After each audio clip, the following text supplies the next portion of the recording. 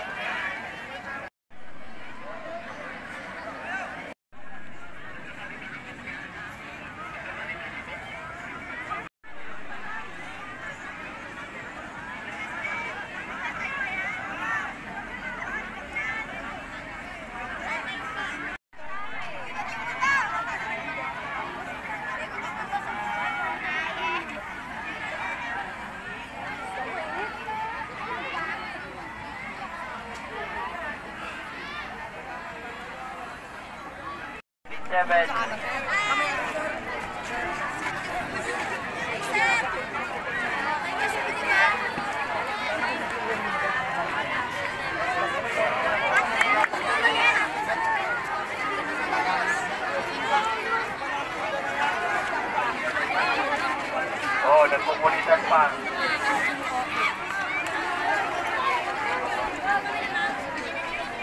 Bilis, grade 7.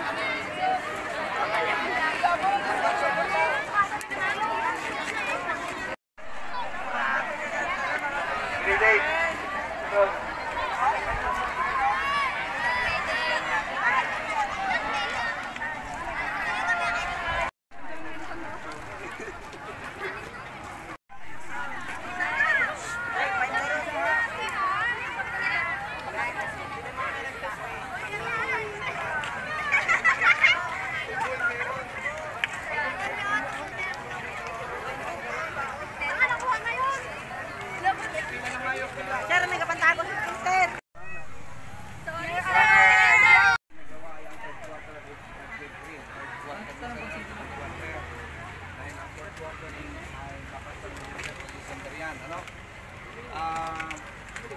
Papakilala ko muna sa inyo. Maraming salamat pala sa inyong tulong. Maraming salamat sa inyong tulong. At suporta sa ginanap ng April, ang ating mahal na principal ay may bagong design at software, risk reduction, management, at Sir Joseph. Ang pangalan niya ay si Sir Joseph Capiola, Binata. Okay. Sanay sa mga alamda. So, ako muna ko naman salita, so napakaganda ng ginawa natin kanina. Organized talaga. Hindi pa ako sa mga SSG, hindi ko kayo miniting, pati ang Boy Scout, iniwasan ko kayo kausapin. Pero nagawa ninyo yung inyong trabaho. Maraming salamat. So, si Sir na siguro ang magbibigay ng recommendation sa susunod para mapaganda ng screen.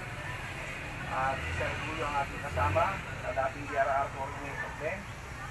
So, maraming salamat at binibigay binigay ko ang pagkakataong ito para marinig ninyo at mapakinggan din natin ang kanta na sa kakanta. Sasabihin na ating DRR coordinator, si Sir Joseph, para sa susunod, si Sir Joseph ang mag-inform sa SSG, sa Boy Scout, kung anumang activity na susunod na mangyayari dito. Hindi lamang naman earthquake drill eh.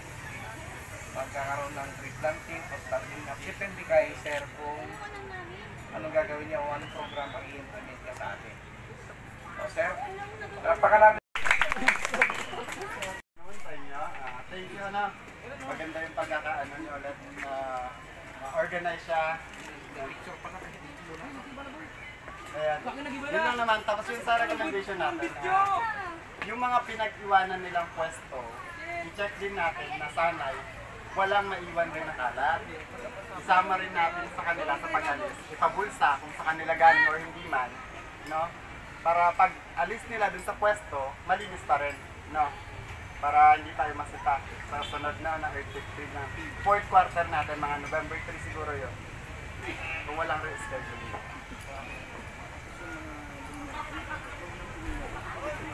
Pag mga kaklase nyo, no, siguro kilala nyo rin naman yung may mga comorbidities, yung mga ability na hindi kaya makipagsabayan dun sa mga normal na physically fit. Kapag hindi sila kasama na doon, ipadiretso na lang natin dito agad. Huwag na natin papilahin kasi nakita na pumipila pa tapos biglang mapupull out papunta pa dito. Ganun lang, check lang natin sa sunod.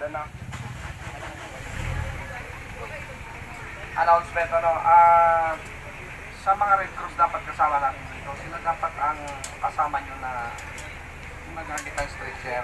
Sa nasita ko kanina, yung grupo mo si Scar, babae yung nakasampa rito, ang buhok nakalaylay. Pag yun ay natapakan nyo, sumabit sa tanggal ang alin yan, i-secure talaga ninyo. At ang stretcher, pantay yan, hindi yung mababa sa unahan, mataas sa paa. Ganun ha. Hindi yung excited kayong bumuhat ng pasyente. Ano yung na babanggit dyan? Ang tingin nila sa inyo ay human ambulance. Wala kayong ginawa, masaya kayo na nagbubuhat ng hindi dapat gano'n. Mas masaya kayo, wala kayong mabubuhat. Kung ano ang natutunan nyo ng Red Cross, i-apply nyo dito. Nakaintindihan pa. Kasi kayo din ang aasahan pag may division event dito na magaganap. Kung dito ang science festival o kung ano mang magaganap dito, kung dito gaganapin ang provincial sports fest, kailangan namin kayo na tutulong. Nakaintindihan ko ba? Sir Jody. Good afternoon everyone po. I'm Christine S. Oscara, SSLG President. Thank you po sa pakikibak at thank you po sa pag-invite sa aming SSLG para tumulong sa pag-ayos ng